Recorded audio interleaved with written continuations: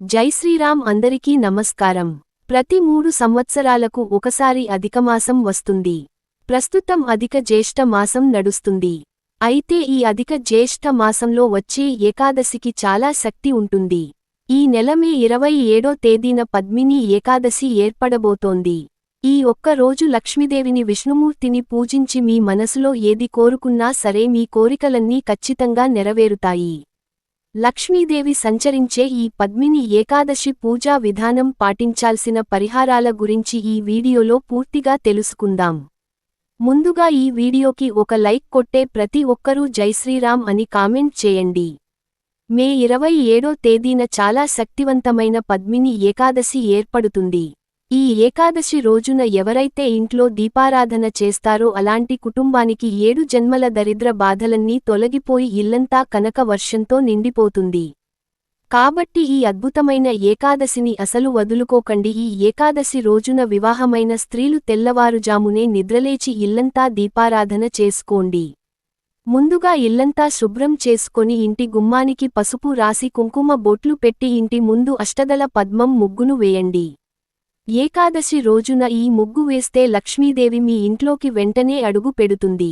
ఈ ఏకాదశి రోజున ప్రతి ఒక్కరూ ఉదయం స్నానం చేసేటప్పుడు నీటిలో చిటికెడు పసుపు కలిపి స్నానం చేస్తే మీ జాతకంలో ఉన్న దురదృష్టం తొలగిపోయి జాతకంలో గురుబలం పెరిగి పట్టిందల్లా బంగారమయం అవుతుంది. అలాగే నీటిలో తులసి దళాలు వేసుకొని స్నానం చేస్తే నరదృష్టి అనారోగ్య సమస్యలన్నీ వెంటనే తొలగిపోతాయి.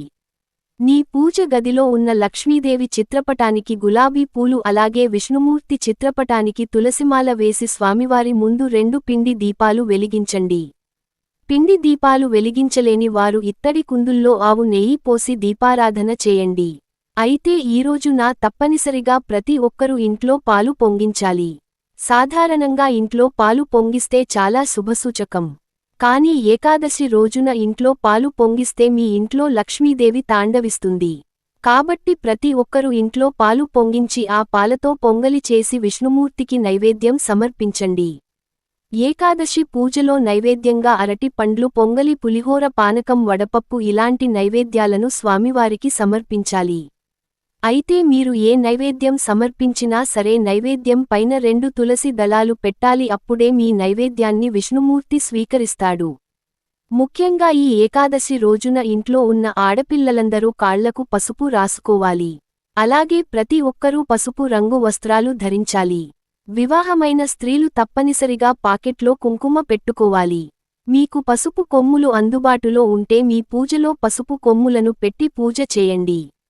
పూజ పూర్తయిన తర్వాత ఈ పసుపు కొమ్ములను మీ పర్సులో కానీ బీరువాలో కానీ పెట్టుకుంటే మీ ఇంటి ఆదాయం విపరీతంగా పెరుగుతుంది. ఈ ఏకాదశి రోజున తప్పనిసరిగా ఓం నమో భగవతే వాసుదేవాయ అనే మంత్రాన్ని కనీసం 21 సార్లు లేదా 108 సార్లు జపించాలి. ఈ మంత్రానికి ఉన్న శక్తి అంతులేనిది. ఈరోజు ఇంట్లో పూజ చేసేటప్పుడు ఒక రాగి చెంబులో నిండుగా నీళ్లు పోసి చిటికెడు కుంకుమ కలిపి ఈ నీటి కలశాన్ని మీ పూజగది ఈశాన్యంలో పెట్టుకోండి. ఇలా చేస్తే మీ ఇంట్లో ఉన్న నెగటివ్ ఎనర్జీ మొత్తం తొలగిపోయి మీ భర్తకు ఆకస్మిక ధన లాభం కలిసి వస్తుంది. ఇక చివరగా స్వామివారికి హారతి కర్పూరం సమర్పించి మీ పూజను ముగించుకోండి. ఏకాదశి పూజలో స్వామివారికి హారతి ఇచ్చేటప్పుడు 5 కర్పూరం బిళ్లలతో హారతి సమర్పించాలి. ఏకాదశి రోజు తప్పనిసరిగా తులసి కోటను పూజించాలి. తులసి కోటకు పచ్చిపాలు పోసి నెయ్యి దీపం వెలిగించండి. మీ కుటుంబంలో ఉన్న సమస్యలన్నీ తొలగిపోయి మీ ఇంటికి మంచి రోజులు ప్రారంభమవుతాయి. అలాగే తులసి కోటలో ఉన్న మట్టిని తీసి మీ నుదుటిన బొట్టు లాగా పెట్టుకోండి. తీవ్రమైన నరదృష్టి తొలగిపోయి మంచి ఆరోగ్యం లభిస్తుంది. ఉత్తర దిశలో కుబేరుడు నివసిస్తాడు కాబట్టి ఈ ఏకాదశి రోజున లక్ష్మీ కుబేర ఫోటోను మీ పూజ గది ఉత్తర గోడకు పెట్టుకోండి. దీనివల్ల మీ ఇంట్లోకి నిరంతరం డబ్బు వస్తూనే ఉంటుంది. అన్నిటికన్నా ముఖ్యంగా ఈ ఏకాదశి నాడు మీ ఇంటి ప్రధాన తలుపు పైన గంధంతో స్వస్తిక్ గుర్తు వేసి ఆ స్వస్తిక్ గుర్తుకు సాంబ్రాణి పొగ వేయండి.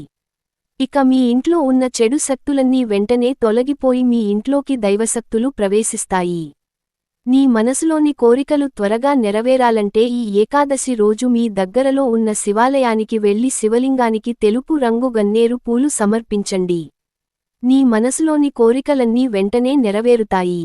విపరీతమైన అప్పులు సమస్యలతో బాధపడేవారు ఈ ఏకాదశి రోజున మీ పూజ గదిలో ఉన్న లక్ష్మీదేవికి తామర పువ్వులు సమర్పించి ఓం కమలాయ నమః అనే మంత్రాన్ని జపిస్తే మీ కటిక పేదరికం వెంటనే తొలగిపోయి ధనవంతులయ్యే అవకాశం ఉంటుంది. మీ ఇంట్లో తరచూ సమస్యలు ఏర్పడుతుంటే మీ దగ్గరలో ఉన్న విష్ణుమూర్తి దేవాలయానికి వెళ్లి స్వామివారికి తులసిమాల సమర్పించి నమస్కారం చేసుకోండి.